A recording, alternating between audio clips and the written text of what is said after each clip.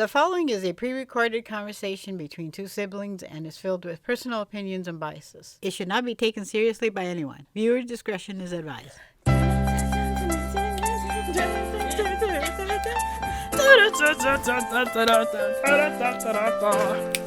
Hello and welcome to another You Don't Make Friends with Giant Squids podcast. I'm Squid. And I'm Jaxxon. And today we're continuing our discussion about Twilight. Yeah, and buddy. we have a shit ton to say. Oh my gosh, these episodes gonna be so long. They're gonna be so long, but hang in there, cause you know we bad. Hey, Twilight's a thing. It is a thing. Twilight's Our entire a thing. generation was raised on it. Yeah, like you can't talk to a millennial and not mention Twilight. For real. Or a girl. Any girl millennial. And Or a vampire. you could probably do a personality test based on how they respond to the "so what'd you think about Twilight" question, because that's how ingrained it was in like our society. Yeah. It was crazy. Like everybody had an opinion on it because you could not get away from it. Even Donald Trump did. I know, right? What when Kristen Stewart and Robert Pattinson broke up? Oh yeah. He literally added her. Like she is trash and not good enough. Like you are too good for her. My opinion. Fact. Well, I mean, whatever your opinion is on Kristen Stewart and Robert Pattinson's real life relationship, she did come out as gay. So True. Yeah. I think she was working through some stuff, and she was 17 when everything started. Like, True. Also, like the director was her boss on Snow White and the Huntsman. So it's like he's taking advantage. She was an adult, but still way younger, and also he had a position of power over her. You can't really undermine the power of authority. Yeah, because that's a big thing, especially when you're being like suggested like that. And yeah, so it's like whatever you feel about that, you know, Twilight's Twilight. Yeah, and the fact that Trump spoke on it is just idiotic. Well, you know, maybe he was just Team Edward and he couldn't handle it. He was guaranteed Team Edward. Well, you mean because he's a white boy? Oh yeah, and rich. White and rich. There's no way the brown guy's a rapist, in his opinion. But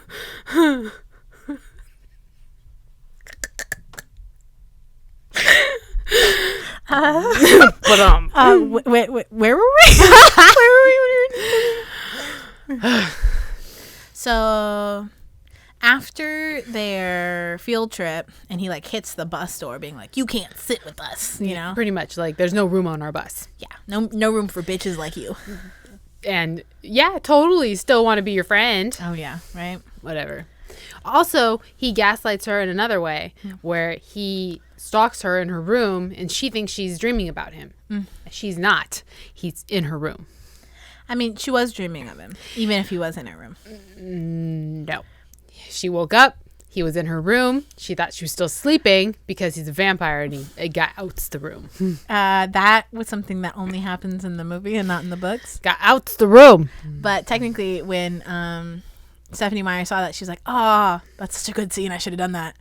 So it's like, it doesn't happen in the books, but she wanted it to. So, you know, take your poison. Fine. Yeah. Fine. Yeah. So what happens after that? They decide that they're all going to go down to La Push Beach. Oh, yeah, with the scary story scene. Yeah. But Bella invites Edward too. In that classic scene where he drops the apple and picks it up, and it's the book cover. You'd be like, this was a weird, not so subtle gesture. You know what I always thought was super weird? My favorite part in the book, because when Bella and Edward have their conversations in the book, it's because they're sitting together at lunch, you know? And in the movie, it's like they're like hanging out under a rainy leaf, and like their always conversations hiking. are weird Yeah, and outside and like awkwardly laying in the grass, like the meadow scenes in general. Like when I was watching it this time around, I was like, grass is itchy, right? Like there are bugs. Yeah, and you're under a leaf for protection in the rain. She's I was soaking mad. wet. I was mad because it's like you want her to die of pneumonia. Yeah. Like you died of a flu. You want You died of COVID. Like, and yet you're willing to subject her to torrential rains. I know. Constantly. They could be in a library. Like, they could, I mean, I know that they're trying to be like alone and intimate, but he's got a car. Yeah, right. And like most of their conversations in the book is in the cafeteria because they're spending lunch together. Because, children are in school. Yeah, because children have to go to school. And like they have 5th period biology, which is like right after lunch. So they basically spend the lunch together and then they spend biology together. So that's when you learn all the things, and then they walk between classes together, and then he drives her home. It's like they have situations where she's comfortable and not shaking under her rainy leaf. Which is just idiotic. So idiotic. Those are my favorite moments in the books because it's like the one time Bella had a real personality. Well, it's also the time when they're falling for each other. Like, we get to see that in the books. Like, you kind of get to, he likey her, she likey him. Like, oh, it's so cute. So like, cute, yeah. Oh, we don't get any of that shit in the movie. Nah, it's like, hey, we're going to do a exposition montage where they're basically hiking through the forest. Yeah, but only after they go to La Push, talk to Jacob. Jacob tells her that story about the other clan, which the wording there was just kind of like, so the other clan was a bunch of the white people, right? I was like, I don't think clan was quite the word they should have used instead of, wasps. Should have been like, there were rival wasps. or like colonists, right? Yeah, call it for what it was. Yeah. They be colonists. Like, we're all colonists. Deal with it. Make amends. Make amends. Be better. Yeah, be better. They go low, we go high.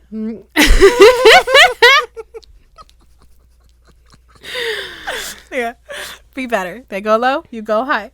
That's how it is. See. But yeah, so Bella does her attempted flirting. I can keep a secret. Oh my god, I was so uncomfortable during that entire scene. I was like, I forgot that that's what she was doing, and I was like, I think she's trying to flirt here, but it's like, what? Yeah, right. She's not very good at it. No. I can keep a secret. Yeah, she kind of like leans weird into him. It's like this weird thing. But then like flutters her eyelashes kind of. It's literally every bad movie trope, like, but real life. Yeah. It was real life bad flirting.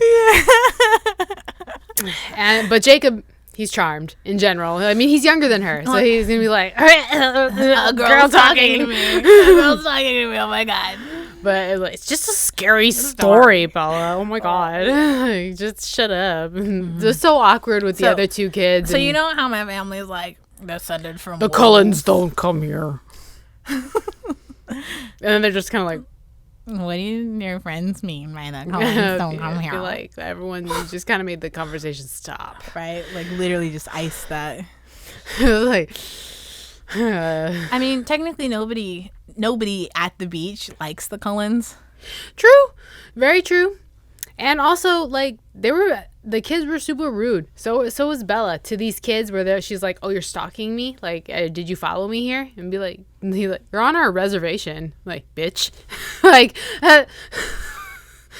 Bella, check your privilege. The thing is, when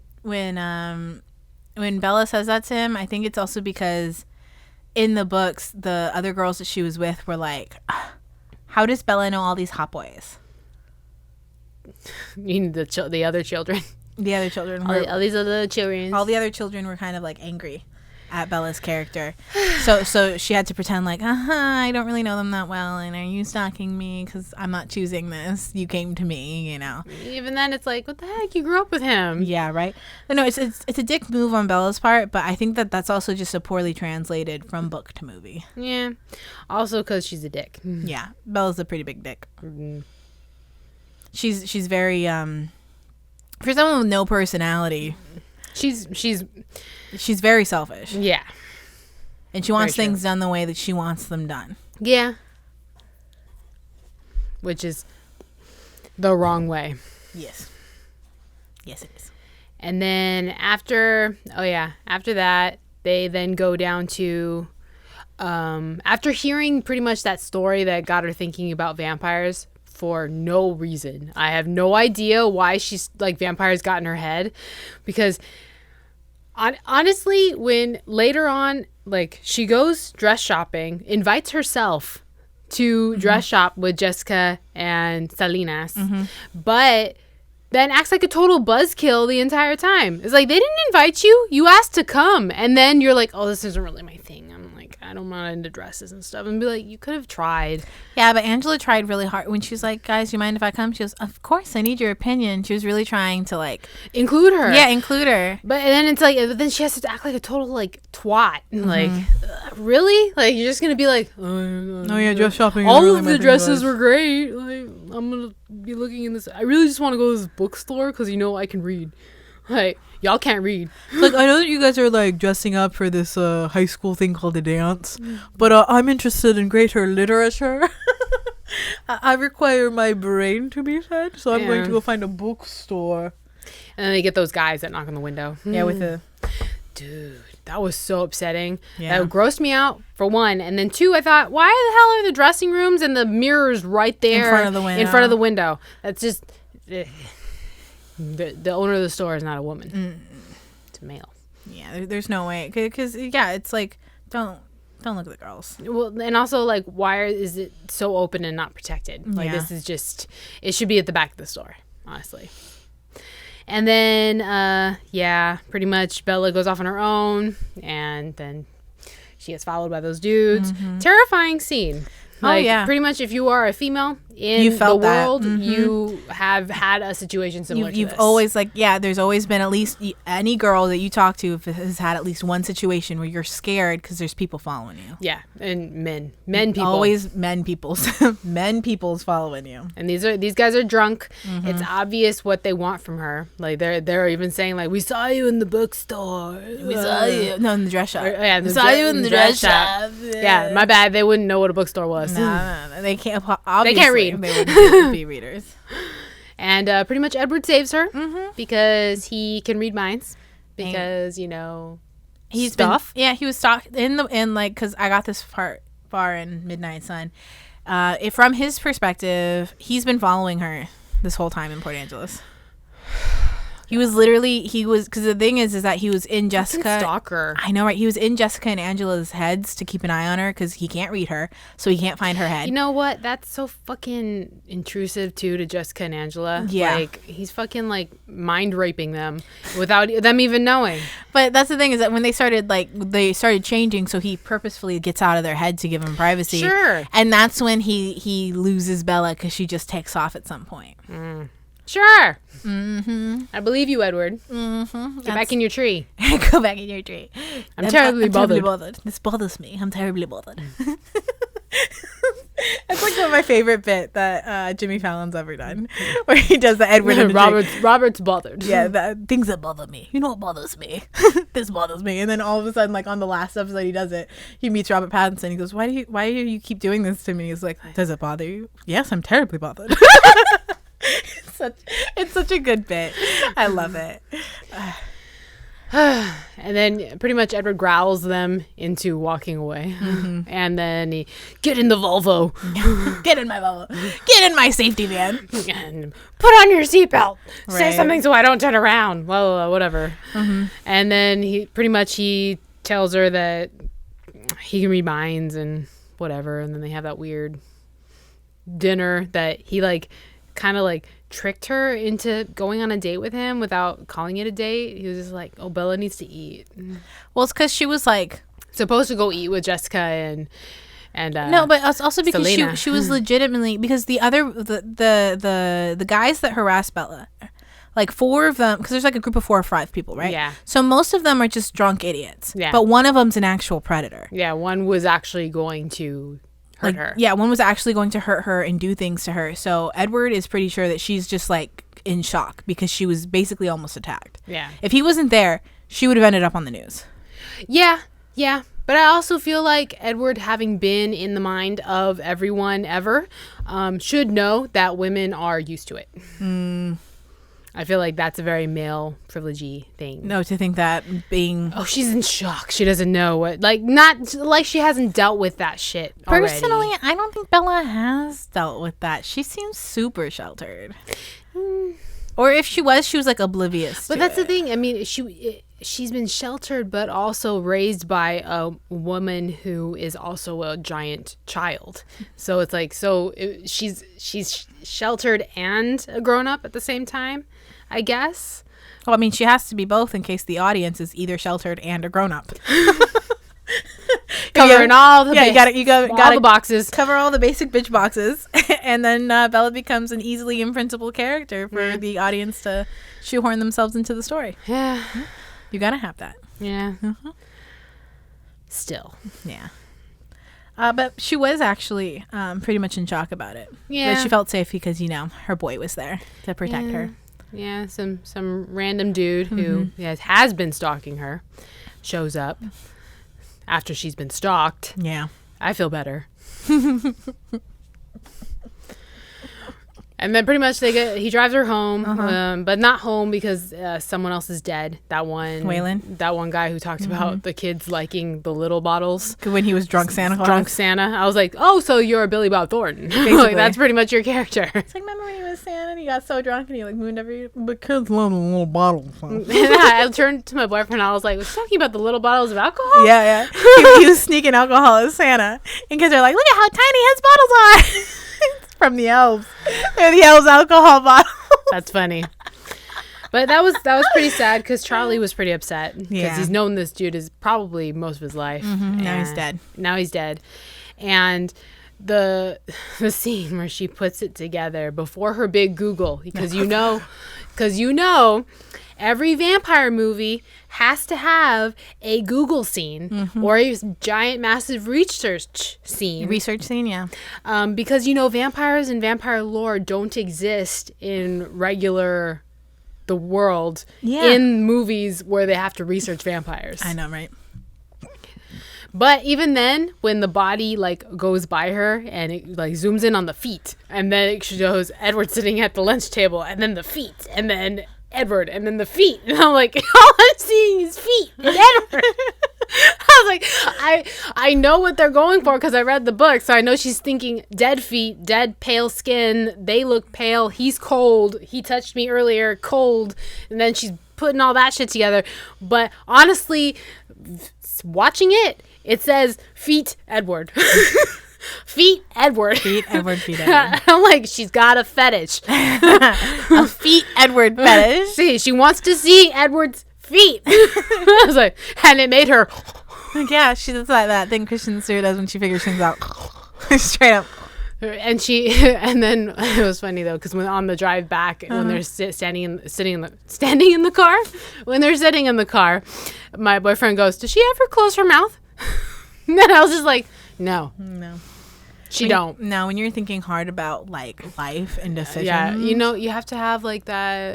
You have to have room to breathe because your brain hurt. Yeah, it's hard. It's so hard being an emo kid. Oh my god. All of these normies.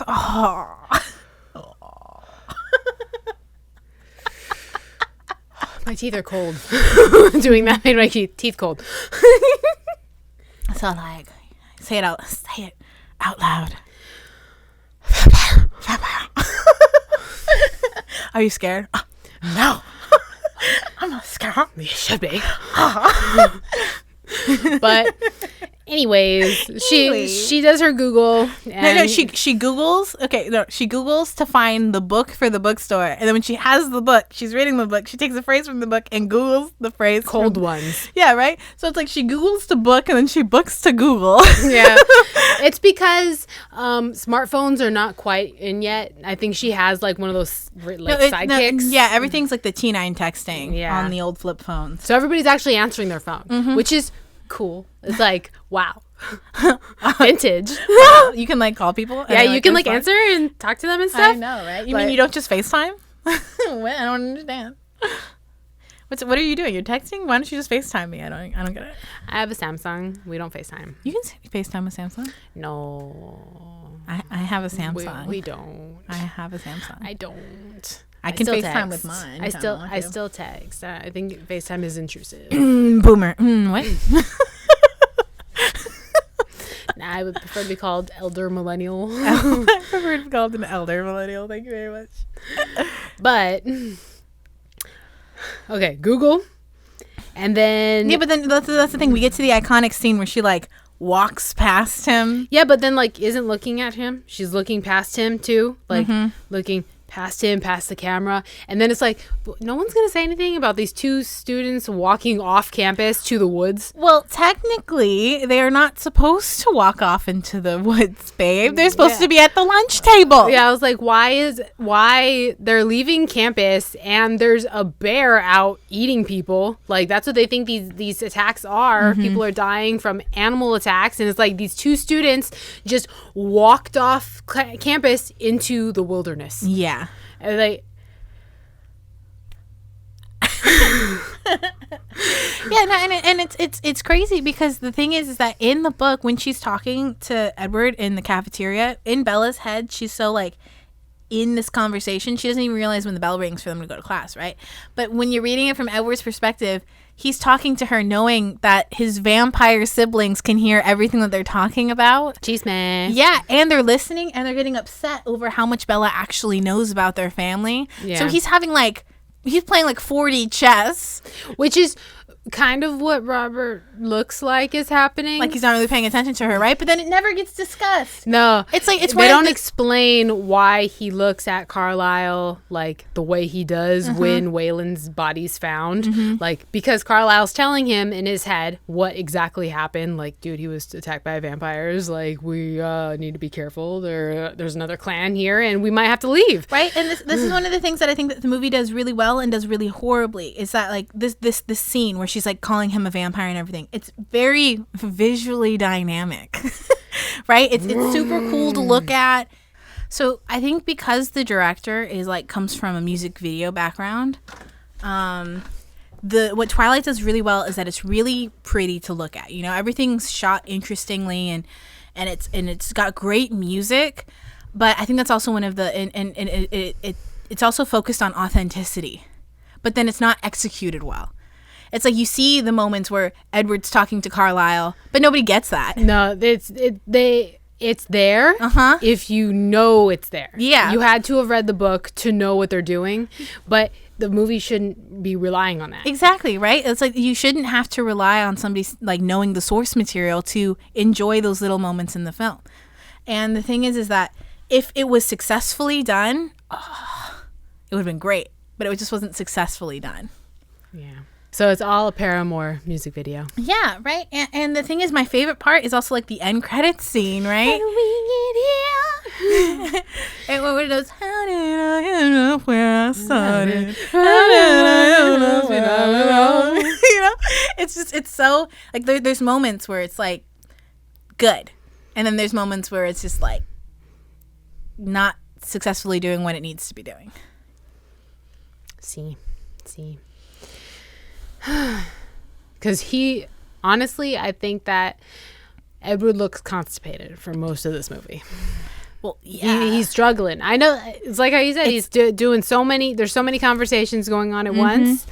And he looks like it. I think, you know what? I think that if somebody rebooted it and told it from Edward and Bella's perspective simultaneously, that you could get a somewhat feasibly good movie. But I think it would be weird, though. I think there'd be too much information coming at you at once, honestly. Really? I don't know. I mean, I fell in love with the story. Like, I love all those weird, like, quirky things. Like, oh, they're all talking to each other. And, like, when they whisper really, really fast.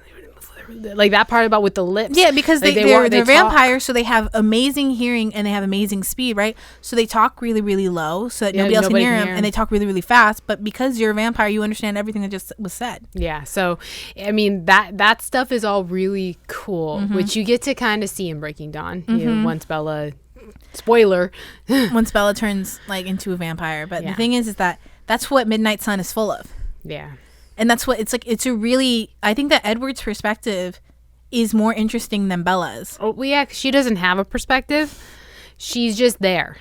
She's there, and the interesting characters are around her, doing interesting things. Yeah. While she watches them do interesting things. Yeah, while she acknowledges that was interesting. I don't even know if she acknowledges that. She goes, "That happened. That was the thing that happened. I have no opinion either way on it happening, but it happened." It was a thing that happened, and I've noticed that it happened. Did I though? Well, I mean, I kind of have to go broody over here for 2 seconds, but yeah. And then, okay, after their scene, and the lion fell in love with the lamp. The lamp. What a stupid lamp.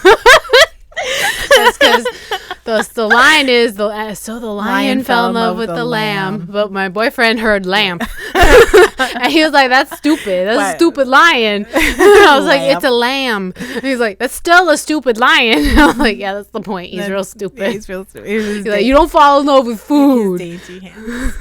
I still see that every single time he touches the rock. Yeah, so touches the moss around her. It's like you have to tell me what you're thinking. And she's like, "Now I'm afraid." And he's like, "Oh, she's scared of me now." Not for what you think. I'm only scared of losing you.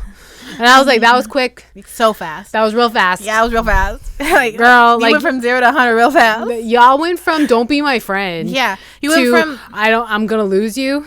Yeah, you literally went from "stay the fuck away from me," ew, disgusting, to like I'll die if you're not next to me. This screams of abandonment issues. Yeah, she's got major abandonment issues. For one, because her mom really just did abandon her right now. And before that, I think her dad did. Oh, yeah. He checked out. And yeah. So both her parents didn't take care of her. They're awful. I mean, they're not good. It's not a good family situation. No. I mean, Charlie's a good person, but he's not a good dad. He's not. Billy Burke is great though, as Charlie. Yeah, Billy Burke brings so much to Charlie. It's ridiculous. He makes that character. Oh yeah, just like how Anna Kendrick makes Jessica. You're just like, yeah, you should have been in this movie more. Yeah. If your character had anything to do with anything, they should have brought you more. Yeah. Well, they did. They ended up making her like valedictorian and everything. Yeah, and she does a cool speech. Yeah. Because if it's about a high school kid, then there's graduating age, they have to have a high school speech. Yeah, I thought that was awesome that they turned her from the 2-bit basic ass bitch ass character from the books, and she was a bully. She was supposed to be mean to Bella, so it's like, she's not really. But they wrapped up like 3 or 4 characters into her. Yeah, and just like yeah. And let's see, because then that's like they're officially together, Yeah. And then he shows up, sunglasses. Yeah. My boyfriend goes, is he cool now? And I was like, yeah, I don't know. But it's supposed to capture that whole, oh look, she went from 0 to hero just like that. Shouldn't she have been wearing sunglasses then? Yeah, I think she should have pulled up with the deal with it shades that just like lived up under her eyes. She has Kanye shades. Those are the slats. The little slits in it. Yeah. Oh my god. It's just, and then it was just like, why did they? I think I remember in the special features where they said they put sunglasses on him just because the sun was kind of out, so they put sunglasses just to be like, ignore the sun.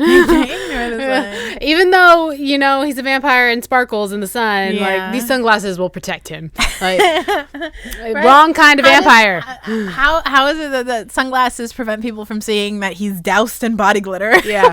He's not Blade. Like, he's different. This is not whatever. Yeah, right. But yeah, now all of a sudden they're together and everybody's like, oh my god. Bella and Edward. My boyfriend was like, why is everyone looking at them? And I was like, because he doesn't hang out with anybody. And now it's like Bella. Now he's with Bella. Yeah, that's like big news. Super cheese man. And he was like, oh god. Super cheese man. Cheese made to the max. And then it's the entire montage of being out in the rain and explaining all of the vampirisms to her, because apparently the only thing that they talk about is the fact that he's a vampire. Right? I mean, in the book, he's technically asking her, where are you from? What's your family like? What's your favorite color? But the movie don't care about that shit. Movie don't care about that. The movie only cares about vampire. Be like, I like your brown eyes because they're brown. Oh, like brown, you're very warm. Because like in the book, they have days where, because he drives her at this point in the book, he keeps driving her to school. So every day is like, today's my day to ask questions. The next day, today's her day to ask questions. I remember that was my favorite part of the book. Because they were just getting to know each other, and it was like all the nice fluffiness. Oh yeah, it was literally the part of the romantic comedy, the romantic movie, like Pride and Prejudice. Like it's literally the, oh my God, they're really liking each other. They already said that they did, and they're together. Oh my God, it's the cute part. Yeah. It's like, it's right before the conflict. Yeah. Of every formula. Like, it's the ooey gooey gushy part that we don't even get. No, they montage the ooey gooey. Yeah, don't montage the ooey gooey. We want the gooey. We want the ooey gooey. Don't montage it. You want it all over. Give me that gooey. It's all in your hair. Aww.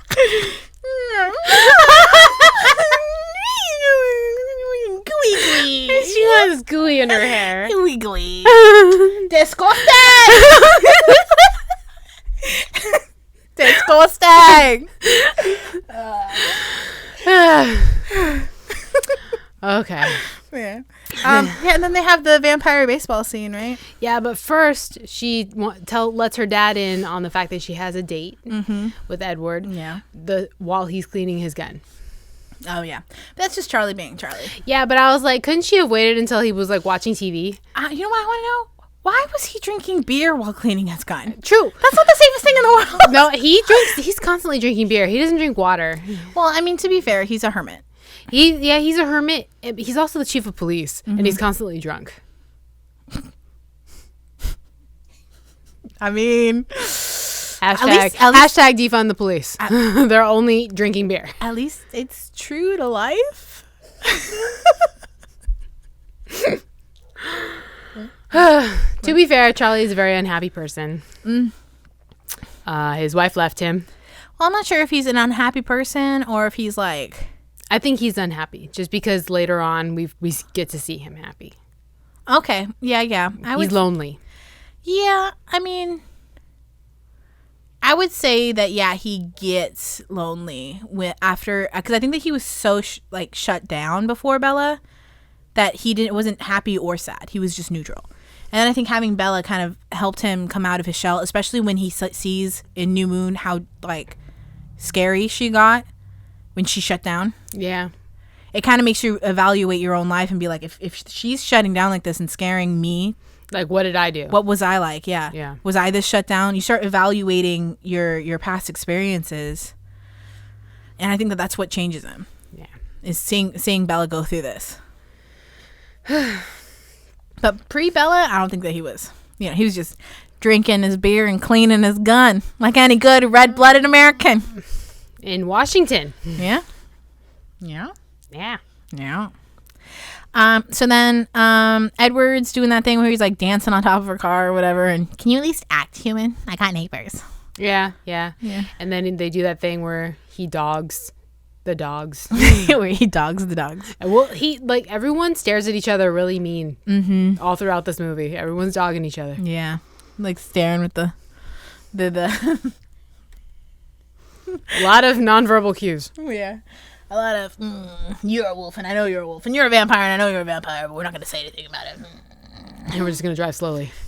Like, as we mad dog each other. Essentially, yeah. Yeah. Mm-hmm. And his accent slips up there. So you're worried, not because you're dating a vampire, but because they might not approve of you? Mm-hmm. Yeah. There it goes. Because you're worried. He says it, yeah. And then they go to the baseball scene, which is my favorite scene. There's the house scene, and where he calls her like a spider monkey. Oh, yeah, Claire de Lune. Yeah, where she goes into his room. He doesn't have a bed. And they cook Italian for her. Because her name's Bella. Yeah. And then freaking Edward, they go to all this trouble. I completely understand where they're coming from of cooking for her. Somebody, yeah. Because for one, they don't eat, and two, cooking's fun, and three, fun to watch her eat what you just cooked. Especially if she likes it. Yeah, because like I do that with sweets. Like I cook everybody sweets. Oh, baking is so much fun, isn't it? So much fun. And the fact that Edward's like, she already ate. It's like, fuck you. Man, she was trying to be polite to your family. Like, Jesus. Yeah, but the thing is, I think that that's something that's common with people who are really close to people, is that they want to show you how close they are. You know, they kind of show off. So they're like, yeah, look at this dick. I can say that because we're such good buddies, you know? And you're just like, okay, that's nice to know. Hi, nice to meet you. I guess you guys are really good buddies then. Yeah, and I'm not sure where I land then. Yeah. In this familiarity. Right? Do I also call you Dick? Like, because that's what I think he was going for. It's like he's going for the not in front of my girlfriend. You know, trying to show that he's really close with his family. She already ate, guys. Instead, Rosalie throws a fit. Yeah, and so she like breaks the bowl. And to be fair, she's super strong. Yeah, but she's wearing the prettiest shoes. See, I honestly, every time I see that scene, I'm like, gimme. She's wearing those gloves though because she hurt herself. Yeah, because the actress, she hurt herself when she busted the bowl. Mm-hmm. So, Easter egg. Easter egg, yeah. I am so sad that I used to have Rosalie's necklace, and Oh, I you was can't gonna find it. I was gonna wear it on the podcast, and I can't find it. You know, this chain is from the Twilight collection. It used to have a bunch of charms on it. Yeah, and they're all gone. No, the thing is, I didn't like any of the charms, so I took them off and just wear the chain. Okay. Because it had like a wolf, and it had like a bunch of like stuff. Like an apple. Yeah, kind of. But I don't like how charm bracelets look. So I just thought I'll take off the little danglies and make those each their own. I feel like necklace. nobody does. Right? I don't like how charm bracelets look. It's all a scam. I think it's a scam to like make people buy more charms. Yeah, to put on. It's all a scam by Pandora. Yeah, I don't like it at all. The ugly. Yeah, Ugly. just that's why it's like I like just the chain. But yeah, so this is my Twilight chain. It's my little Easter egg. So whenever I wear this chain, I remember my Twilight obsession. That is my favorite scene. The baseball scene. Yes. It is the reason why I am a huge Muse fan. Oh, super massive black hole. And my boyfriend took me to a Muse concert last year. Not last year. The year before last year, because no one went to anywhere last year. Yeah. And he was like, don't tell me this is the reason why you like Muse.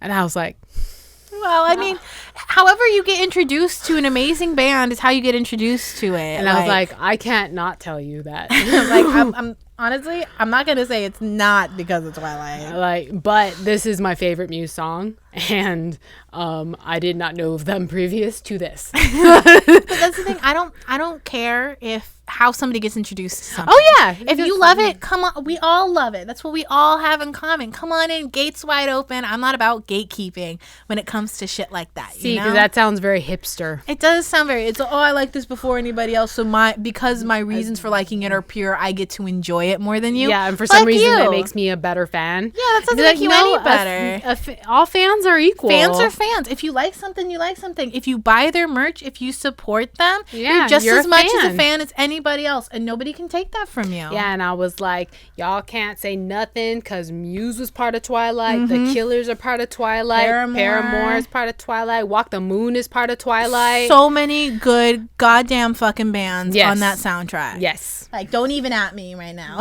Like, don't even at me right now. They have the best soundtracks. I don't even know. Good. I don't even know how many times I listened to the Eclipse soundtrack. Oh, yeah. It's so good. That one's the one with White Demon, right? Or is that New Moon? That's New Moon. Oh, I love White Demon. White Demon. So good. I love that. And then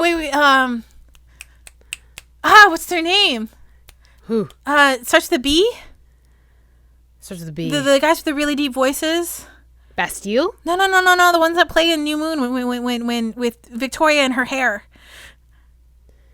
Do you remember the song that plays in New Moon with Victoria and she's doing all the climby stuff? I thought it was Tom York and Tom York. What's the name of the song then? What's his name? What's his? Didn't it start with a B? Radiohead. No, Radiohead's the song at the end credits. I thought that was him during the slow motion when Harry Clearwater dies. Yeah, that's what I'm talking about. Yeah. Is that? I thought that started with a B because there's a band that has a really deep voice in the New Moon soundtrack, and it's like one of my favorites. I can't remember. Oh, this is gonna bug me. It's gonna bug you. Give me my phone. 2 hours later. Yeah, Hearing Damage, Tom York, and he's the lead singer of Radiohead. That's the song for that. Oh, The Editors? The Editors! I love The Editors. I love The Editors. Yeah, that's it. Because it's got that really deep voice. Like, I went into such an Editors hit after that. Oh, yeah. Like the Racing Rats. Like, that's another so good good. song. I just actually introduced my boyfriend to The Editors. Really? Recently, like maybe a couple months ago. And he was like, these are really good songs. Right? Like, they It's sound such good- it's like so good there's like they're music. kind of really unique. And I was like, yeah. Yeah, I know. It's good. Come on. Right? I guess they have that vampire baseball scene where it's like they had to wait for a thunderstorm because when they hit the Which is the so ball cool when hard. you think about it, like just in general of like they hit the ball so hard, they're running so fast that it sounds like cracking of thunder and lightning, like just to mask their sounds of playing the game. Yeah. Like, that's just those kind of details are so cool. Yeah, right. But they did it so well in the movie. In general, the Twilight movies, like how you were saying, they're very much music videos, and that scene's my favorite in Twilight. The Victoria running scene is my favorite in New Moon. yeah. Like in Eclipse, I need to watch Eclipse again.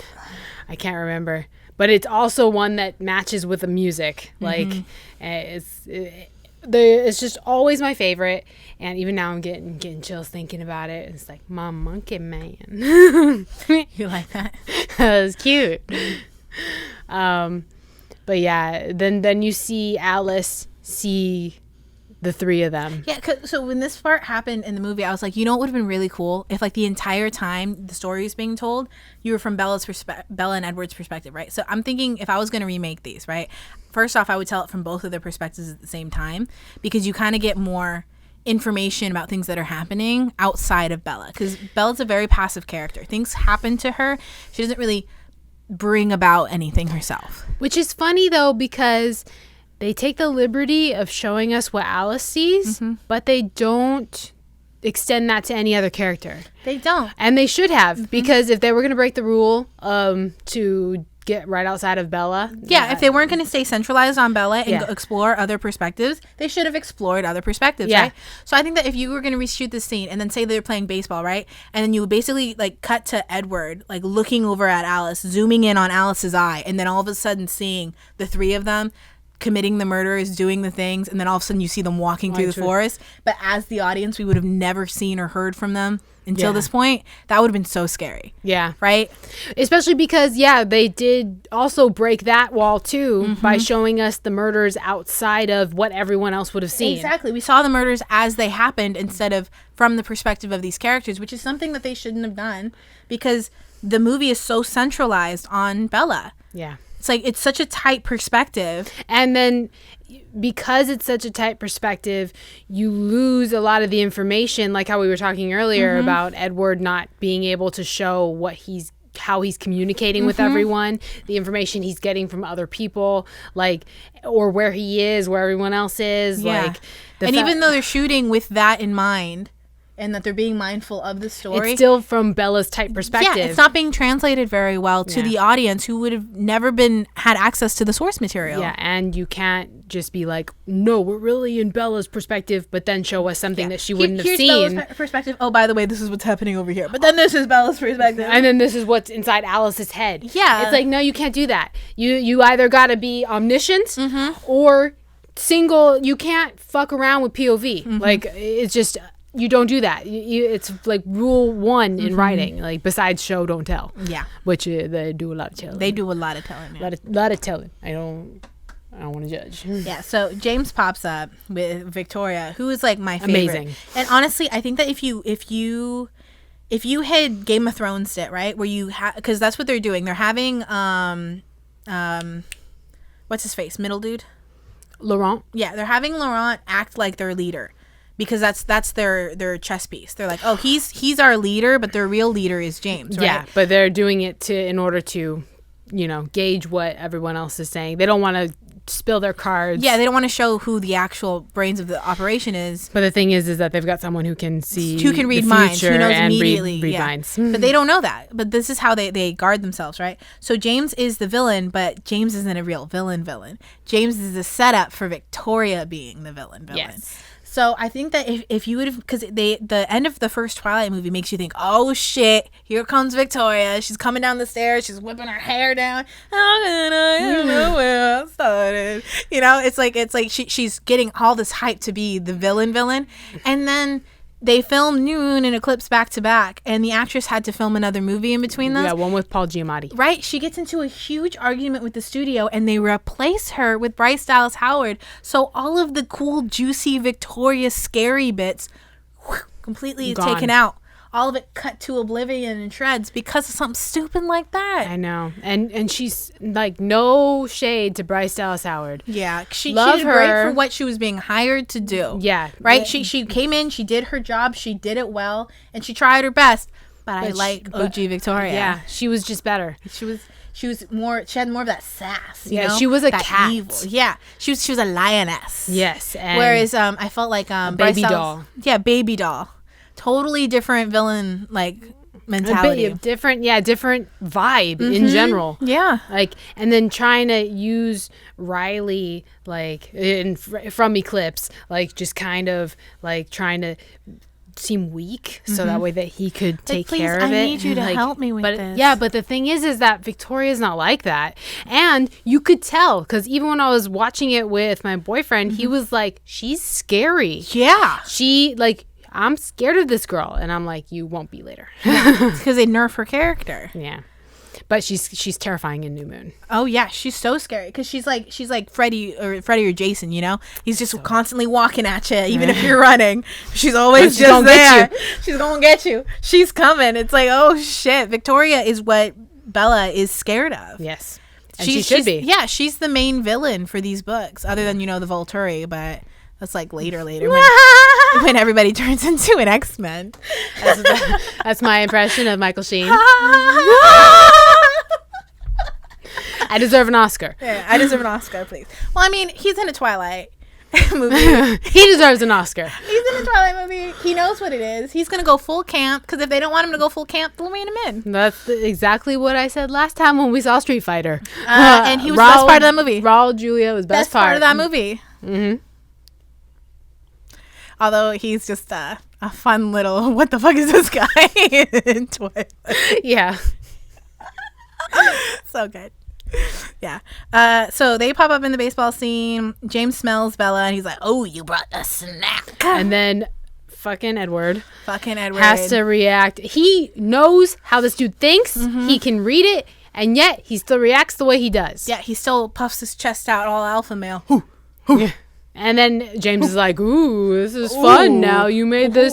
I poked a bear. I'm super bored in general. yeah. Like, we live forever. We live forever. Humans are an easy prey. And now this is not only a vampire that he's going to try and like hunt and kill, but 6 of them. That's a team. See, it's like going against the Avengers. Mm-hmm. Yeah. And if you're bored, you're like, I could play with some Avengers. You know? True. I could do this. I've got nothing else going on. Right? We don't even got shoes. Yeah.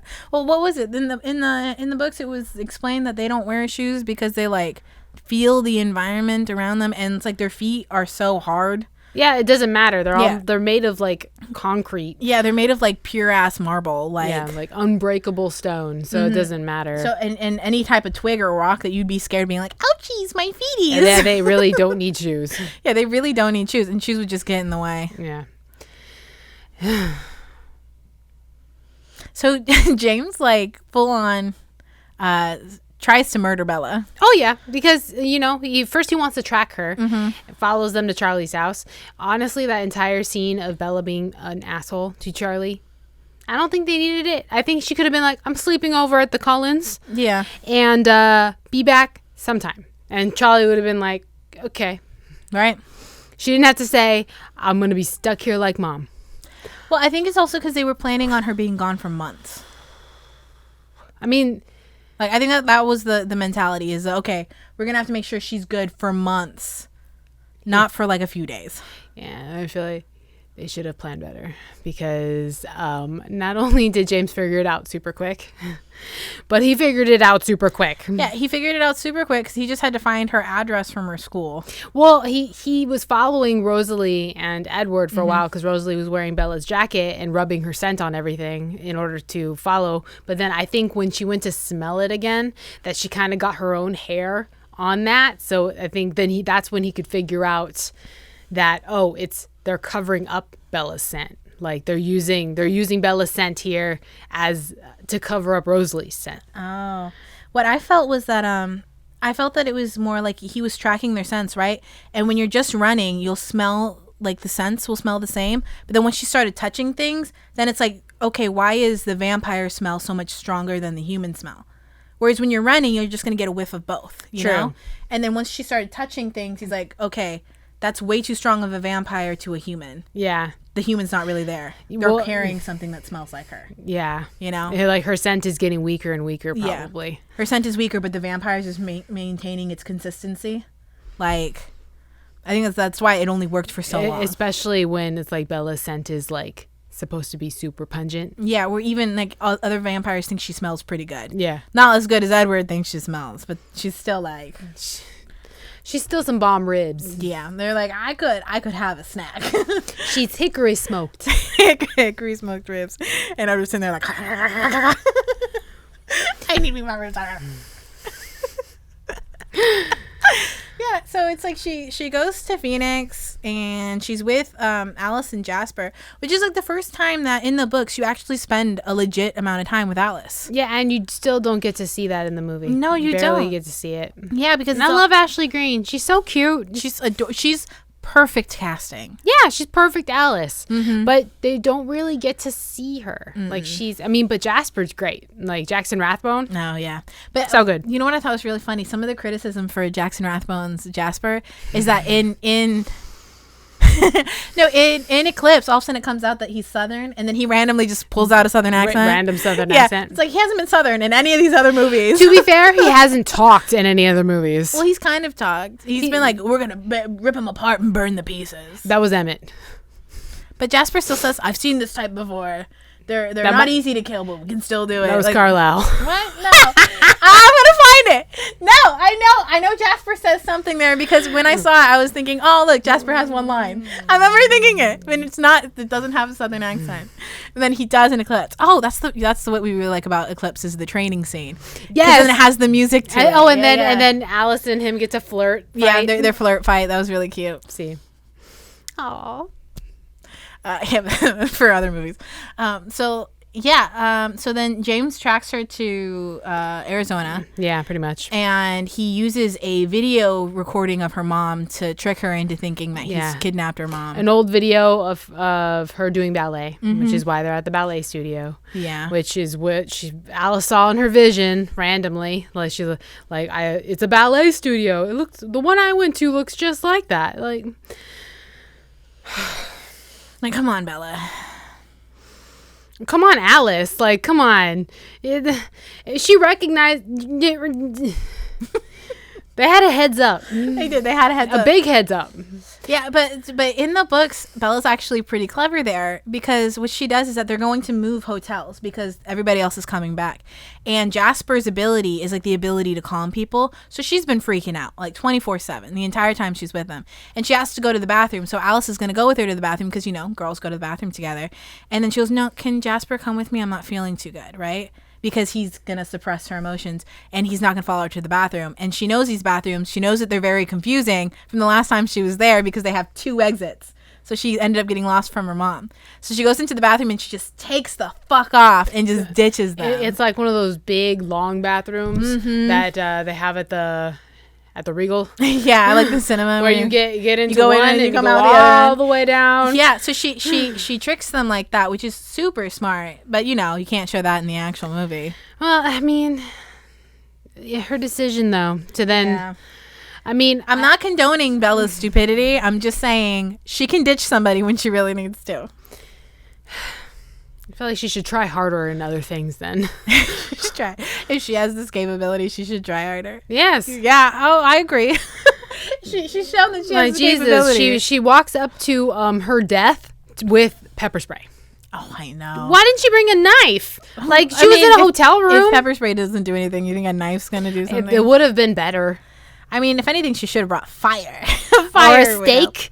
A wooden stake. Oh my God, can you imagine? Her pulling out a wooden stake and just like breaking on him and him being like, "What the fuck, Bella?" No, but that would have been funny, though. That would have been hilarious. Because they didn't tell her that, Pulls that out you a steak can't. like Buffy. Yeah, like steaks. No one said steaks don't work. Yeah, no one said steaks don't. No one said. But- steaks don't work. But because in vampire movies, vampires don't exist For in some popular reason, culture. Like, you yeah. have to go and fucking research it. It's No a- one's seen Buffy in any of these movies. It's the same with zombies, though. In zombie movies, people are like, "What do you mean the dead are coming back to life?" First thing you go is, "I'm not gonna be in The Walking Dead." Like, Yeah, you immediately start pop culture references. Yes, it's annoying. It's so They annoying. really need to stop pretending like shit doesn't exist. Right. Like that ideas are new. Yeah. And just because then it's like I can't even identify with what universes these people are in because like there's a whole genre of shit that's gone. Yeah. Like no. Yeah. I think movies need to stop doing that. Especially since this genre is my personality. So it's like I don't even know what kind of person I'd be in this world. You mean because every single time Hazelnuts is just like going, I go, "Stop always whining, Always Louis. whining, Louis. Always whining." Yeah. Yeah, it's too big of a part of my. It's too big of a part of my references. You're like, I'm gonna give you the choice. I Never had. So good. Pleased to meet you. Hope you guess my name. Oh yeah. So good. And Guns N' Roses Yes, and from Interview with a Vampire. I prefer Guns N' Roses' version Yeah. of Sympathy for the Devil, and I know that's a hot take. I know this is a hot take. Ooh, Hot take. It's hot. Don't touch it. so hot, Guppard. To be fair, though, I do like Guns N' Roses more than the Stones. I am more of a Guns N' Roses head, even though Axl has been an asshole for a lot of time. Yeah, but I mean, like, While the Stones, their fans tolerate Jagger. you know what's weird? I like Sympathy for the Devil, Guns N' Roses version, but I like covers of Sweet Child of Mine. I mean, I think the original Sweet Child of Mine is great, but when there's like covers and it's done by like an ethereal female voice. Ooh, yeah, there is a really good version. I forget what her Yeah, I forget what name the is. what the artist is, but like, oh, I love that cover version. It was that in Sucker Punch for Sweet Child of Mine, that cover? Because they did a lot of covers in that one. in Sucker Punch. It was a really nice music video. It was just weird. Super weird movie. Anyway, back to Twilight. Anyway, get back to the main thing. So, James plays with Bella with a camcorder. Yeah, and all I was thinking was, man, this would be on his phone. Yeah. If it was made now, it would be on his iPhone. He would be filming and being like, "Oh, look at this," like live streaming it. Yeah. He would be Be on Facebook Live. Yeah, he would be doing something stupid like that. And then like Edward comes in and they have their like fight choreo and everything. And then you see the salami. Yeah, he rips it. There's the ham and cheese sandwich. Yeah. Oh, you're faster than the It's others. like, no, Edward, don't. Please, Edward, don't. Oh, you're here because you're faster than the others, but you're not stronger. Strong enough to kill you. But then it's like he's gently kind of holding his neck. It was really strange looking. Like, it's like, I have your neck and I'm stroking it Because weird. when you're watching it, mom's all like, "Oh no, this is my favorite part when he rips out from his neck," and I'm like, "Really?" Because I keep seeing dainty Robert Pattinson be like, "Excuse me for a moment." I'm wearing my pea coat. Yeah, excuse me with my little hoodie. What I did love, though, was after I loved her hand movements when Alice went to smell the hold- blood? Yeah, and she was like that I that felt shake? it, and I was like, "Damn, girl!" She's like, "Carlisle, Carlisle, the blood. Yeah. I loved it, like, and I didn't appreciate that ever before. No. And right now, and then I was just like, oh God, like I just got that visceral reaction like how she did. And then I love that they called Alice over to then rip James's head off. Yoink! Yeah. Which they have backstory in the books that James like knew Alice. Yeah, apparently the reason why Alice, like, because apparently James had smelled only one person that smelled as good as Bella did. And that before. was Alice. Yeah, and that was Alice when she was like in a mental institution because she had visions even as a human. Yeah, so which is why her powers are so strong. Yeah, because when you turn into a vampire, your innate innate abilities get magnified like crazy. But the movies don't tell you. Oh no, they can't. They make the movies with that in mind, but they never explain it. They don't. It's the opposite. It's not tell. They're doing tell but not show, or they're doing show but no tell, but no show tell. Like. I don't know how. Yeah, it's like they're doing all the research properly, but they're not executing it properly. Yeah, they're showing, but not show telling. Not show telling. You gotta show it so it tells you. Mm-hmm. Does that make sense? It makes sense to me. Yeah, so Alice, so she has that backstory with James. So apparently one of the doctors in the mental institution or something, or one of the orderlies, right? Yeah. Was like in love with Alice. But he wouldn't change her. Or he wouldn't touch her, or there's something like that, right? Yeah. And then when James smelled her, he was going to hunt her and kill her. So to protect her, that guy turns Alice, right? But she ends up because the way the venom works in this universe is that people turn when they get bit. Yeah. And then the venom slowly spreads. And it's a searing, horrible, like impossible to describe pain. Yeah, like super searing, horrible pain. And you have to wait for the venom to completely cover your entire body. And change you. So it takes days of writhing and burning agony before you actually transform. So while that shit's happening to her, James kills the guy that turned her to like pay him back for taking his prey. Yeah.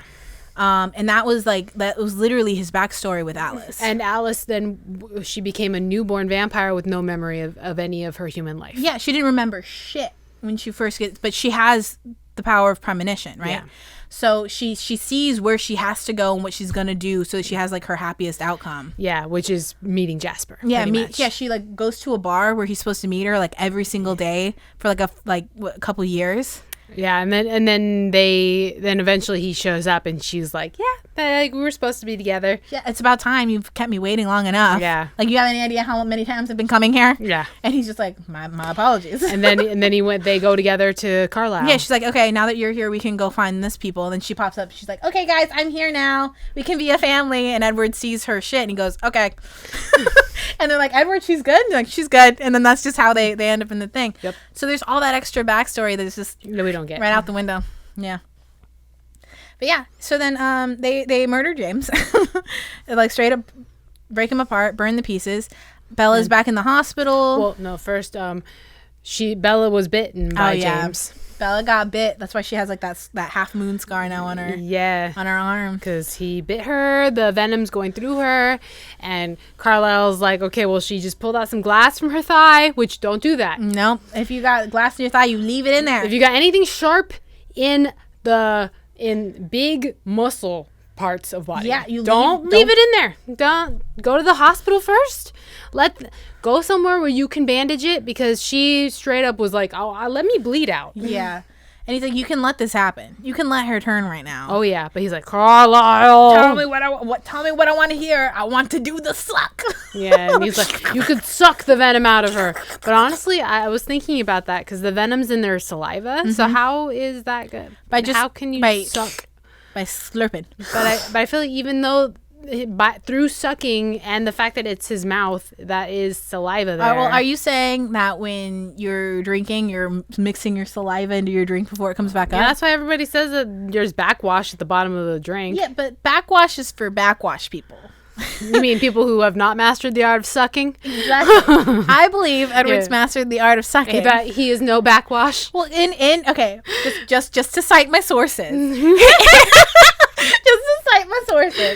In Midnight Sun, he goes hunting with Emmett with the bears, And Emmett gets like his shirt ripped up. He's got blood all over him. And then Edward walks up all clean and he's like, how are you this clean? And he goes, well, some of us know how to eat properly.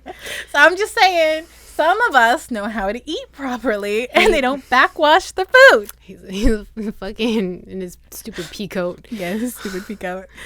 Ay. So just to cite my sources, I think Edward's pretty good at sucking. All right. So. All right. But then we get the song. Did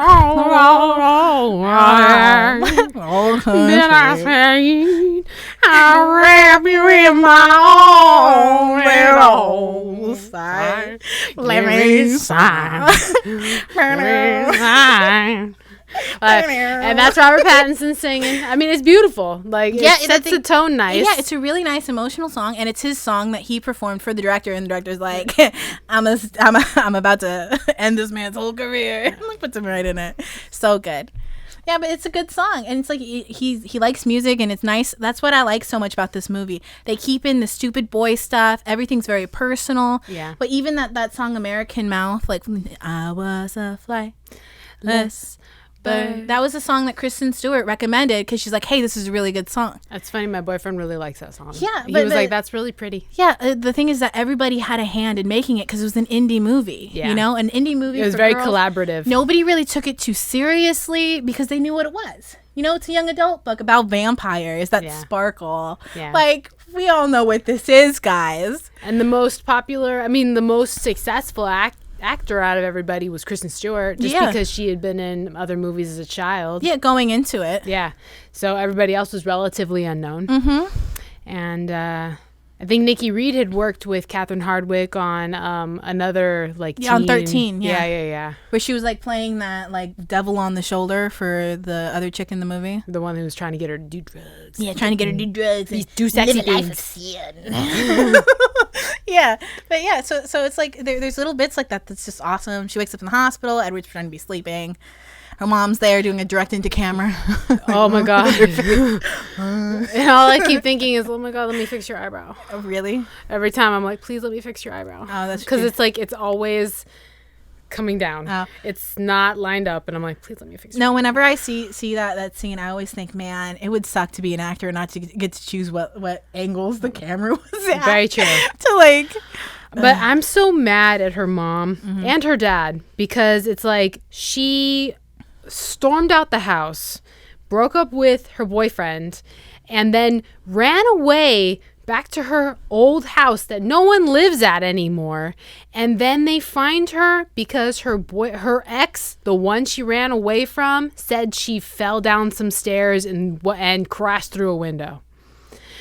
Like, I'd be like, he straight up fucking like beat the shit out of her. That is what logical people would be like. And the fact that he doesn't leave your side, and it's like, well, yeah, because he just tried to murder her. Like, this is a toxic ass relationship, and it is a toxic relationship, and it's like, I'm so mad at her parents for not protecting her.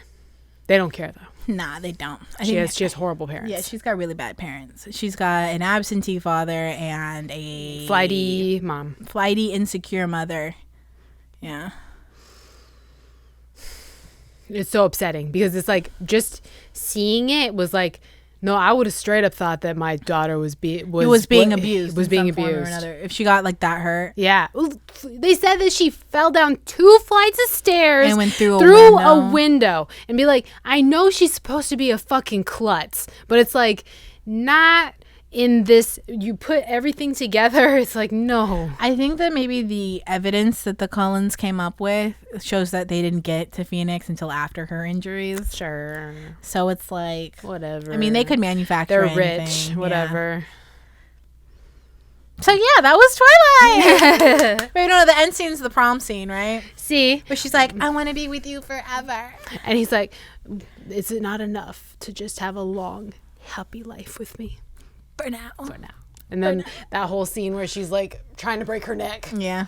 And then he's like, so you want me to do it right now, right? And she's like, yeah, turn me around. Yeah. And then my boyfriend's like, what's happening? What's going on? What's going on? Where are they leaving? And I was like, she's breaking her back. That's what's happening. Yeah. Now, I mean, like, and that's something I always didn't like understand. How can she be prepared to be a vampire but not be prepared to marry him? Yeah, that's weird. Yeah, it's like you're already choosing an eternity with this person. But marriage scares you? Yeah. You mean that human concept? I feel like it was another case of not like other girls. Other girls are wedding planning and trying to think about who they're going to be with for the rest of their life, but not me. I don't even want to get married. Nah, it's a piece of paper. It doesn't mean anything. If it doesn't mean anything, then get fucking married. Yeah, for real. Yeah. It doesn't mean anything. Get married to him. If it doesn't mean shit. Yeah. Be like, I just lost my thought. Whew. Went, phew. Whew, there was a thought. Yeah, so final thoughts on the movie. We finally made it to the end. Yeah, it was Twilight. Woohoo! Oh yeah, but we didn't talk about Taylor Lautner showing up for $20. To be fair, Taylor Lautner is in the next movie. True. So true. he's New Moon, and he New Moon's pretty hard. But it's just, I don't know. As an adult watching this now, the fact that that I forget, it's his dad, right? That's who Gil Benjamin plays for Jacob, the guy in the wheelchair. Billy Black. That's the name, right? Billy Black. Yeah. That's his dad, right? Yeah, that's his dad. But he's like in a wheelchair. See. Mm-hmm. So it's like, I don't know, the fact that an adult paid a child to tell another child to break up with their boyfriend. Well, I think it's more like I think from Billy's. We'll be watching you. I think that from his perspective, it's like so the girl, because Billy Black and Charlie don't have the best relationship when it comes, because the last time they fought, they had a huge fight over the Cullens because they were spreading rumors about them because they're vampires, and the chief of police isn't in on the secret. So he's like, this is a world famous doctor. We are lucky that his wife wanted to live a simple life in a random ass town and that he's our physician. Yeah. Like, people have to fly over here to come see him because he's the cream of the crop. You guys need to stop bad mouthing them behind their backs.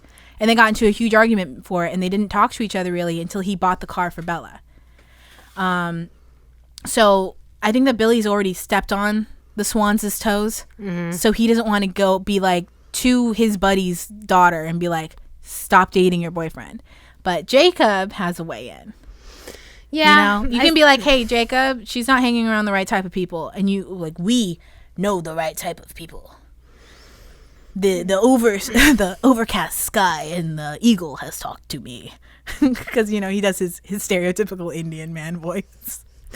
I was like, this is feeling real racist right now. No, that's how he speaks. Like, literally, he's typecast as like typical Native American. True. And in every wise old indigenous person. Yeah, wise indigenous person. He always gets cast as that, and he always does almost the exact same performance. Yeah. In everything that he does. So yeah. he gives his standard performance, and it's just like he tells Jacob that Bella needs to break up. And if you tell her this, I'll give you some money. I mean, they're poor. It felt very strange for adults to get involved like that. Adults shouldn't get involved that. Yeah, he shouldn't be getting involved. I get that the stakes are high because everyone's, dying and stuff. But I don't know. There had to have been a better way. Of course there was. But this is Twilight. See. Mm-hmm. Okay, Jaxxon, final thoughts on the movie. Still loved it. Yeah, it's pretty great. Yeah. Not even as cheesy as I remember it either. Like, it's well done. Yeah. Well done. But then, like, you could tell, like, certain things, like the many things that we've pointed out, done a little strange. Yeah, I feel like this movie is, like, good, but poorly executed. So when it had a bigger budget, we had such high hopes, See? Because it would still be good, but then it'd be good execution. No, but now it's pretty. Mm-hmm. So now it's a bad movie, but with great execution. Yeah. But I mean, as long as the music's good and it looks pretty, I mean, you pretty much mark all the bases. You got pretty people in it. Mm-hmm. That's all you need for girls. Yeah, without the weird line of here's white and then here's their normal skin. Oh, you mean their makeup? Yeah. Yeah. They look like they're extra powdery. But then we get to go into the epicness of wigs. Right? The wigs. Yeah, I would have rather them dyed their hair more, but I know that they were complaining. Yeah, and when it got to that point, like, they can pretty much request whatever they want to request. Yeah, and I'd be like, They got the budget for wigs. They can do wigs. true, but it still doesn't look as good. It doesn't look as good. It doesn't look as good, and like, don't come crying to us about dyeing your hair. Got no sympathy for you. Got no sympathy. How much would you give it out of 10? I would give it a 10. 10 out of 10. You know, 10 out of 10 or 9 out of 10 for enjoyment, because this is the first movie. It's not my favorite of the Twilights, because my favorite of the Twilights is New Moon. So 9 out of 10 for enjoyment. But if I had to, as a movie reviewer, give an objective review, say like a 6 or a 7. I feel like I understand that, but I think I physically cannot be objective. Really? I feel like I cannot be objective and give it a lower score just because it's part of me. I would be like scoring part of yourself that low. Yeah, and I'd be like, nah, I'm perfect. This is perfect. Everything about this is perfect. Because the thing is, even though it's bad in a way that it's like Fun and comforting. It's fun. Yeah, and we love making fun of this movie. Oh yeah, but out of like good, like how you make fun of family. Yeah, family or friends, you know, where you're picking on them because you love them. Yes. It's the same thing. I drank, oh my God, when we were watching, when it first came out, I drank so much of that Kool-Aid, the Twilight Kool-Aid. Oh yeah. Actually, Kristen Stewart's like a great actress. And Oh, the yeah. actors are always, because like everybody makes fun we of how deadpan. had to defend them. Yeah, you because had people to were defend it. bagging on them super hard because, you know, misogyny. Yeah. It still gets a really low score because misogyny. I wouldn't 100% say misogyny. I would also say it's women who don't claim to be feminists. Does that count as misogyny? Yes. Okay. Well, then, yeah, it's misogyny. Because that being feminist means is thinking that we're equal and human. Yeah, literally feminism is just, hey, we're equal, right? We're equal, right? That's all it is. We're Right. equal, We're also right? fellow human beings. Yeah. Treat us with like respect and shit. Right? Can we just be equal? But no, that's not a thing. I'm not an object. Thanks. Apparently we are. So, yeah. Yeah, I love Twilight. I love it so much. It was so good. And I'm finally at that point, because it's been like, what, 13 years? 2008? I was like, math. 2008, 2021, 13 years, right? See. 13 years. Yeah, I was like, I was an English major. Art. True. Illustration. You were also good at math, though. I was good at math. I was good at math. But yeah, and it's been like 13 years, and it's still something I can watch. Yeah, it's still good. It still makes me warm and fuzzy, and Even as a full-fledged adult, having been in real relationships, I see that it's toxic. I see all that shit, and yet it's still fun to watch. yeah, it's still a blast. And I get that people aren't gonna like it if it's not your cup of tea, if it's not what you do. But for me, It's right there. Yeah. It's my own personal brand. it's my Heroin. It's my own personal brand of heroin. It is. And it's okay in small doses. Yeah, and I feel like finally now, with all the time that's passed, I can be like, yeah, I like Twilight. And I've even said it to people at like work, because, you know, the kids will come in buying BTS albums or buying the K-pop group stuff, and I'll be like, yeah, I was pretty into Twilight when it came out, so I totally understand buying multiple versions of one thing. And they're like, you were into Twilight? And I go, yes, I was. I am not afraid to admit it. That's also like the same thing with NSYNC. Yeah. It's just like, Oh, but Justin Timberlake is such a national treasure. It's not a bad thing to have said you liked NSYNC. It's like liking back. The thing is that it's come back around to being cool again for boy bands. One, because of the resurgence of K-pop, but also because of I Want It That Way, Backstreet Boys. Classic. Like there's so many memes that revolve around it as well. It's gonna be May. You know, when people give you May 1st, that meme goes around like nobody else's business. I feel like Justin's lost a little bit of his shine though. Yeah, he just did. From the cheating scandal Yeah. and from his random I'm in the Woods album Yeah, he did. that no one wanted. He lost a little bit of luster, but that doesn't change like his boy bandiness. Boy bandiness, his ramen noodle hair. Yeah, it doesn't change any of that, because all of it's just been memed now. He is now a pop culture meme, and that's how he will live in infamy. Nice. Yeah, memes will save the universe. And it's time for another Me Likey, You Likey. So, Jaxxon, what do you likey? I would actually like to shout out another podcast that I listen to. Go ahead. Do it. Use that shout out. It is Why Won't You Date Me with Nicole Byer. Okay, yeah. And you know her from Nailed It. She's great. On Netflix. Yes. And recently she just had an episode saying get that credit, like get that guy's credit score. And it's with Tiffany Haddish as her guest. It's amazing that she got Tiffany Haddish. Yeah. And it's just funny. Where it's like, no, like if you're gonna get together with a guy, you need to ask him what his credit score is. You really do, because there's a bunch of shit that like people don't like to talk about that you should talk about. You need to get all of that information. Yeah, you know? Especially if you're gonna be like getting in together with like with me and my boyfriend, we purchased a car together. Like we're both on both of our names are on it. Wow. Like so, but we did that because of the fact that my credit score is really good and he hasn't done anything with his. So it's like with me, we were able to get him a better loan, but then the car itself will give his score a boost. Yeah. So then eventually we can take me off of it, or if there's a nicer car out there, then he could buy it, and then I'll just take the other car. Cool.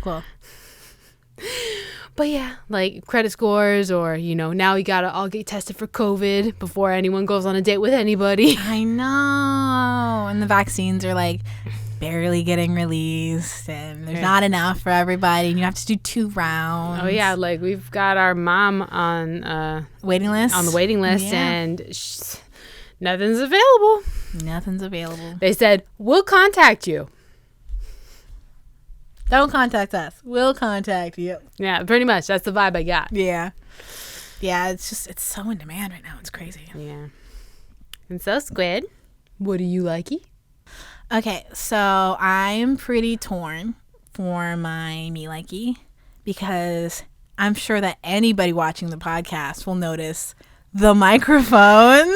See? And I really, really, really want to talk about them, but I already talked about the mic last time for my Me Likey, and you just brought up vehicles. Oh. And somebody bought her very first car. Yeah, I'm an adult. I bought a car all on my own. Thank you very much. I am the only name on that. It's me. I own it. It's mine. Feel good, right? It does. I feel like an adult. Yeah, you got payments to make now. I know. I got like payments, and I got like insurance, and I got like a AAA card. I got like all this adult stuff that I'm just like, ooh, look at my adulting. Look at me, adult. So yeah, I got because like I've been driving a 2006 Toyota Yaris for like ever, because it was originally your car, and then it became my car in like 2012. And basically, I was driving it until it was like... Until it died. Yeah, until I couldn't have on the air conditioner. I couldn't have on anything. Whenever I went to a stoplight, I had to put it in park and then take it out of park. Like, that's how bad it was. Like, it was so temperamental. And then finally, we just headed down to CarMax, and I'm like, give me a vehicle. Got me's my vehicle. And I love it.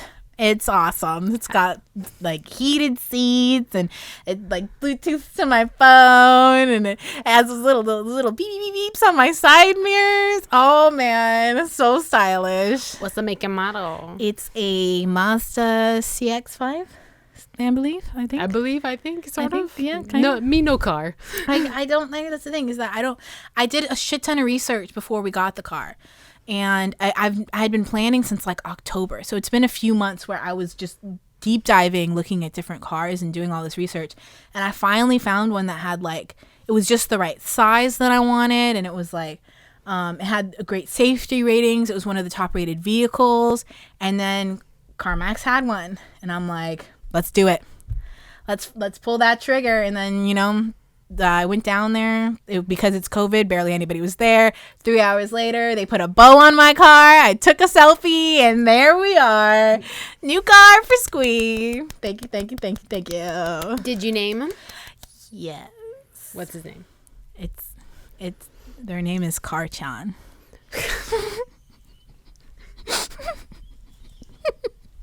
You Fucking nerd.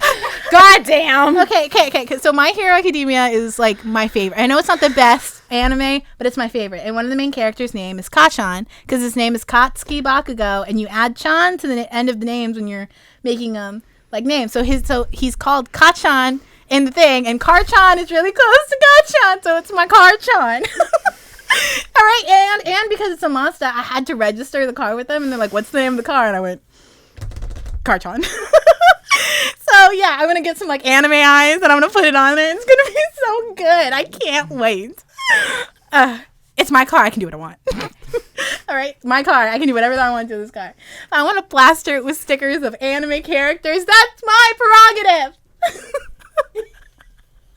I can do what I want. It's my car.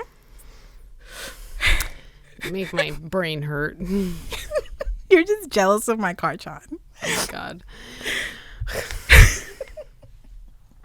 I knew she was going to ask. Everybody asks, what'd you name your car? And I'm like, okay, do you watch anime? I have like the spiel of, I have a checking and a savings before I have to tell them. That's the one thing. Like, if you gotta explain it, if there's a story that comes with it. Okay. So the thing is, I love puns and I love My Hero Academia. I know you do. So there's two characters. Like somehow you were able to make it worse. So there's two characters, right? So there's Todoroki and there's Bakugo, right? So Bakugo is on my backpack because it's my bag Kugo. And Todoroki is on my keys because they're my Totoro keys. So it's like, it makes sense. It comes together. Right? Right. I don't know how, but you made my teeth hurt. That's because you don't like puns. You hate puns, and my life is a pun. True. You're a big ass pun. I am just a big ass pun. That's literally all I am. That's my humor. Puns. Just like that. Yeah. So, yeah, that was my Me Likey. Thank you for listening to another You Don't Make Friends with Giant Squids podcast. I'm Squid. And I'm Jaxxon. And I'll see you guys in the next episode. Bye. Later. Hey everyone, it's Squid. Congratulations on reaching the end of the video. I just wanted to thank our patrons for supporting us this month. If you want to become a patron, or if you want to find out more information about future updates or past projects, please follow the links below. If you enjoyed this video, please like, comment, and subscribe. Thanks for watching, and I'll see you all in the next one. Later.